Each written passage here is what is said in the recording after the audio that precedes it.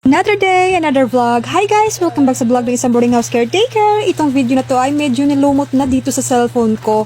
Kaya pakakawalan ko na ngayon guys. Kaya nagreklamo na rin itong si Bibo sa akin. Nagwilga na, panay loading at alert sa storage ko.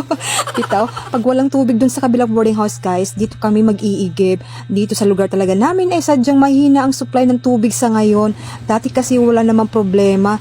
Buti nga dito sa boarding house namin ay meron kaming water pump. Kaya hindi kami talaga nawawalan ng tubig. Or kung mawalan man, ay medyo meron naman kaming libreng bomba. Pareho namang may water pump ang dalawang boarding house namin, pero pag mahina talaga ang tubig, di nakakahigop doon sa lumang boarding house. So anyways, habang ako'y nagbabantay sa mga mag-iigib, ay ipapakita ko sa inyo itong bagong boarding house. Gawa ito sa Hardiplex, double walling at tiles ang sahig. May kanya-kanya naman itong metro, kaya nakadepende lang ang babayaran mong kuryente sa nakonsumo mo. Dito sa boarding house namin guys, kailangan may drum at balde ka, kasi ang pagpapaigib namin ay hindi sa kung kailan gusto ng mga boarders. Meron itong schedule or oras sa pag-igib, o diba schedule talaga.